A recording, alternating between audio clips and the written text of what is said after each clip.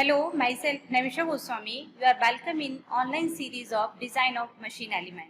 So in this lecture, we will discuss about basic of helical gears and we will understand designing procedure of helical gear by using one numerical example. So first of all, what is helical gear? So you can see here in this diagram, teeth are not parallel to axis of shaft, right? Teeth are at some inclination, they are at some angle with respect to axis of shaft. So these type of gears are known as helical gears.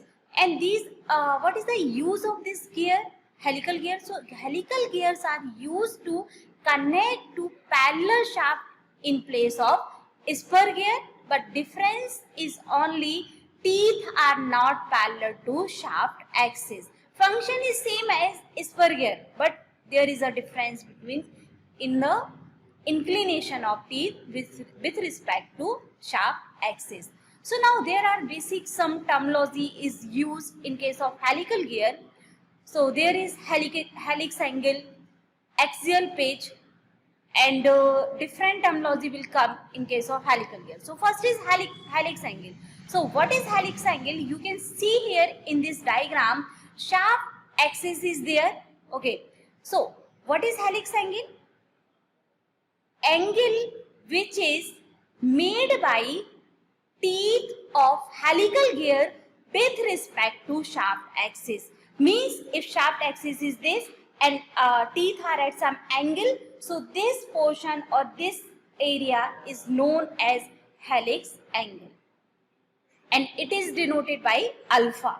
Now what is axial pitch? So axial pitch, it is a distance parallel to the axis between similar faces of adjacent teeth. Okay, so you can see here axial pitch and circular pitch. So circular pitch is denoted by PC and axial pitch is same as in the case same as that of your circular pitch. So here you can see here the distance between two adjacent teeth but in parallel direction, not in normal plane. So this is known as your axial pitch. Next is normal pitch. So what is normal pitch?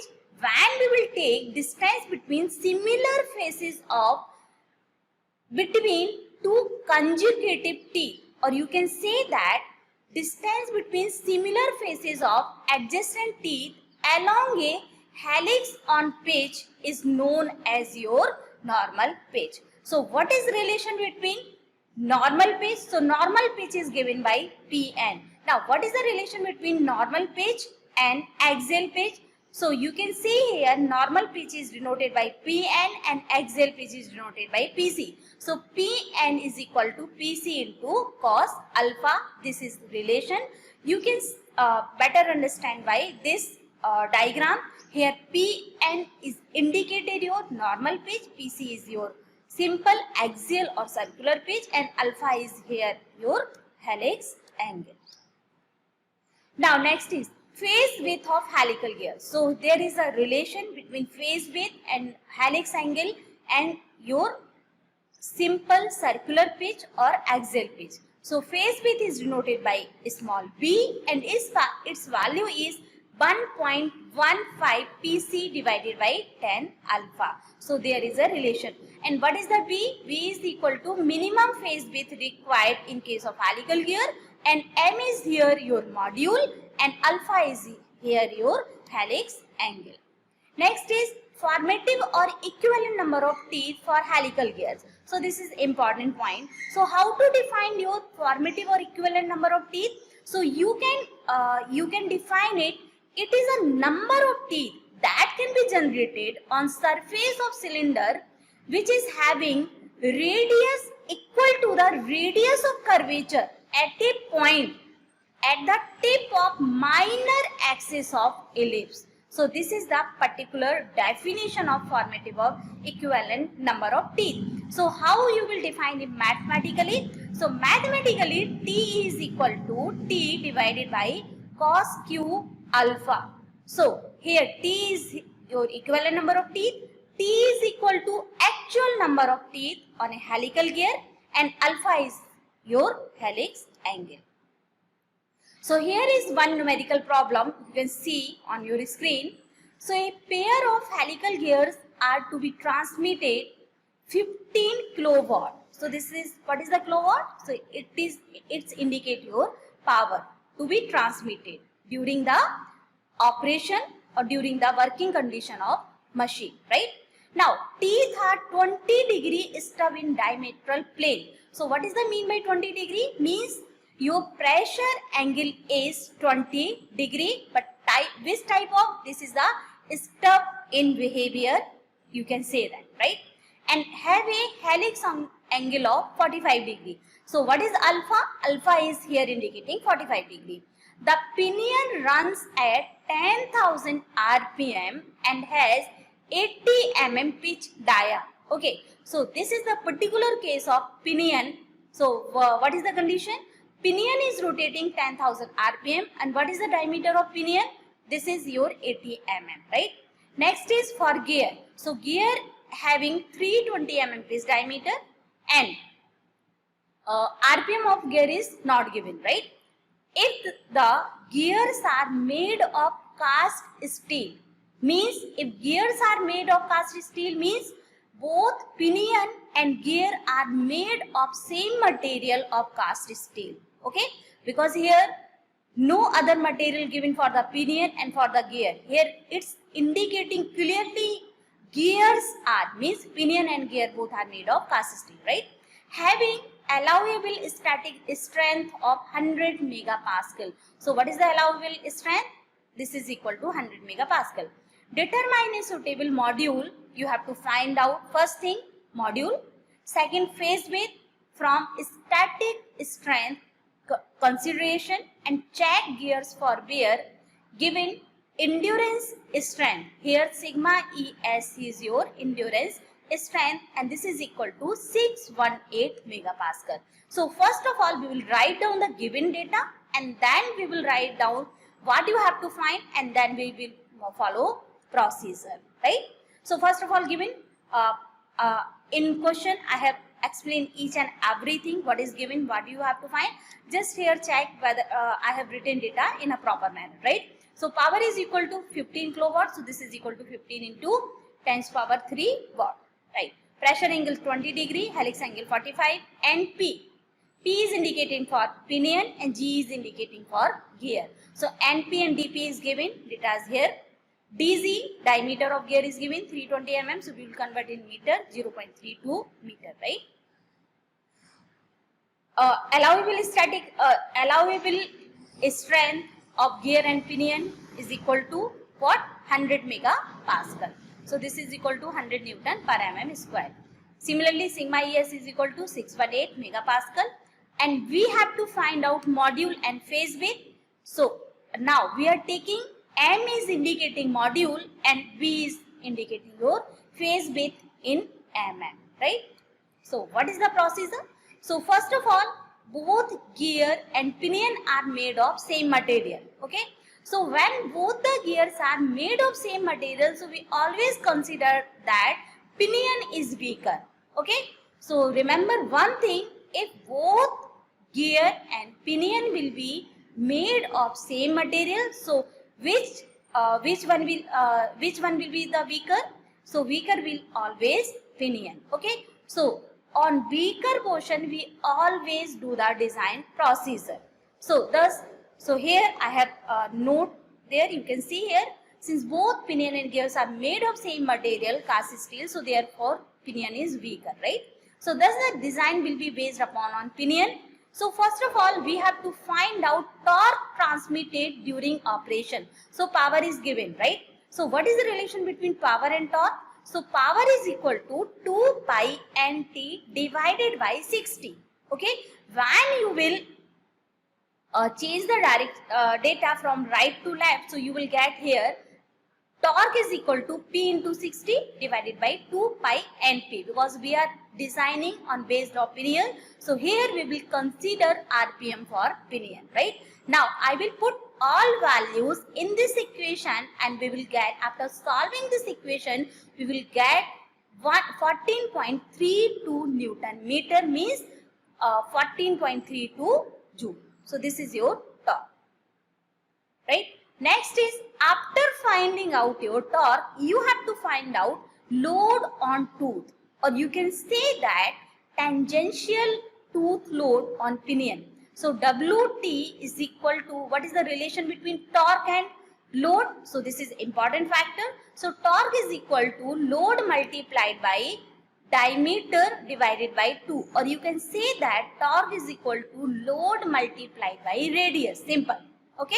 So here WT is equal to torque divided by RP, or RP is equal to dP by 2. So I will put this value, we will get tangential load. So this is equal to 358 Newton. Now find out the number of teeth on pinion. So TP is equal to, it's not given, DP is given, RPM is given. So how to find out is, so what is the relation between TP and DP? So TP is equal to dP divided by M, or you can say that module is equal to diameter divided by number of teeth. Simple. Okay. So here TP is equal to dP divided by M, and what is the DP? DP is 80. So we will put this value here. So you will get TP. Now next thing, because we are designing helical gears, so direct number of teeth we can't take in designing. We have to find out equivalent number of teeth in case of helical gear. Always when we are going to design a helical gear, you have to find out your equivalent number of teeth, right? So T is equal to TP divided by cos Q alpha. So we will put this value, we have value of TP is equal to 80 divided by N divided by cos Q 45 degree, or you can transfer this cos Q alpha in upper side, so it will be sec Q alpha. So you can put direct value, so you will get your TE, right? So T is equal to 226.4 divided by M. Now what is tooth form factor? Why we are finding all these value? Because we have to put all these data in Levy's equation, or you can say that beam strength of gear. Okay, so that's why it is necessary to find all these data. So tooth form factor for 20 degree stub teeth, this is the standard value, you can remember it. So this is equal to 0.175 minus 0.841 divided by T. So when we will put the value of T, so you will get your Y dash P, tooth form factor for helical gear. Now, what is the peripheral velocity, or simple velocity, or you can say that rubbing velocity? So what is the rubbing velocity? It is denoted by V, and this is equal to pi d n by 60. Now, I have put it here dP and NP because we are taking all values for your pinion. So that's why we will put the value for the pinion here. So linear velocity is equal to pi into dP into NP divided by 60. Okay, after putting this value, we will get 42 meter per second. So rubbing velocity is equal to 42 meter per second. Now next step is we have to find out velocity factor. So what is the velocity factor? Here you can see that velocity is greater than 20. Okay, so formula for the velocity factor will be 0.75 divided by 0.75 plus under root of V. When we will put all these values, so you will get your velocity factor. This is equal to 0.104. Okay. And what is the next step? Next step, we have find out tangential load. Okay. And we have also find out all data for Levy's equation. So in Levy's equation, what will happen? Tangential load is equal to Levy's equation. Okay, so that you have to now, these two are in equilibrium condition, so you have to put the value in Levy's equation. So here you can see that, you can see here I have put it this tangential tooth load WT. What was the value? 358, right? Newton. So this is equal to sigma OP multiplied by velocity factor. multiplied by phase width multiplied by pi multiplied by module multiplied by your, what is the y dash p? So here you can see that y dash p is your tooth form factor. Okay, so I will put all values here and we will taking B phase width is equal to 12.5 times of module, right? So here we will put the all values in terms of module. So we will get this equation. Finally, simplify equation we will get is 72 meter square minus, 72 m square. M is indicating for module, not for meter. Minus 1.5 m cube. Okay, so this is the equation. When we will solve this equation by hit and trial method, so we will get it m is equal to 2.3 or 2.5. Okay, and what is the phase width? So phase width is equal to 12.5 of m module. So you will put all values, so b is equal to 32 m, right? Now checking, it was the first case. So in question, module and phase width was unknown. So these two data we have already find out. Now we have to check gears for bear. Okay, for bearing condition, first of all there is a standard formula, you can check by it. So first of all you have to find out velocity ratio. So what is the velocity ratio? So this is equal to diameter of gear divided by diameter of pinion, or either number of teeth on pinion divided by number of teeth on gear. So here we have diameter. So by using this diameter you can find out velocity ratio. So velocity ratio is equal to 4. Next step is, what is the ratio factor? So first of all, to find out ratio factor, we have to find out pressure angle in normal plane.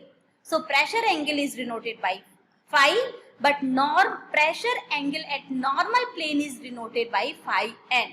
Okay, so tan phi n is equal to tan phi multiplied by cos alpha. So this is again a standard equation. You have to remember this equation. So when we will put all these data, phi, so phi is here, pressure angle. So what was the pressure angle? Pressure angle was 20 degree given in question, right? Second thing is alpha. Alpha is here helix angle. So helix angle is given in question is 45 degrees. So I will put all these value and then we can find out pressure angle in normal plane. So this is equal to 14.4 degree. Okay. Next is we required, what we required? E. Okay, so what is the E? Young modulus of elasticity. So for cast steel, its value is constant, that is equal to 200 kilonewton per mm square. Okay, so by using these factor, we will find out load stress factor. So again, what is the load stress factor? It is denoted by capital K. This is again a standard equation. You have to remember this equation, right? So K is equal to sigma ES whole square multiplied by sine of phi n divided by 1.4 multiplied by 1 upon EP plus 1 upon EG. So what is the E? E is equal to Young modulus of elasticity. For cast steel material, its value is 200 kilonewton per mm square. So you can put this value, so you will get load stress factor. Now, what is the maximum? What is the next step? We have find out one by one all parameters. Okay. So next step is we will find out maximum or limiting load for wear. Means what is the value come for in load condition or in wear condition. If this value is greater than given load, so what will happen? What will happen? Our design is not safe and it will be failed out. Okay.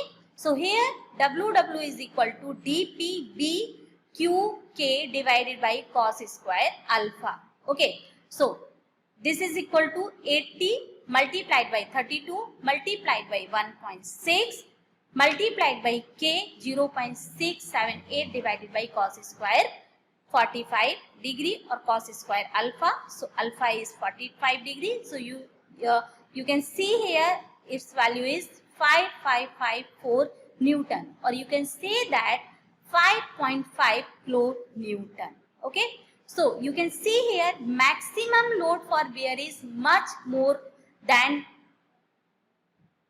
comparison to your tangential load. So what is the value for the tangential load? Here you can see that tangential load was 358 Newton. Okay.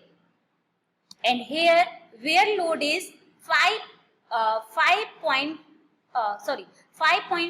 kilonewton, or you can say that 5554 Newton. So 5554 is much greater than of your 358 Newton. So you can say that your design is safe.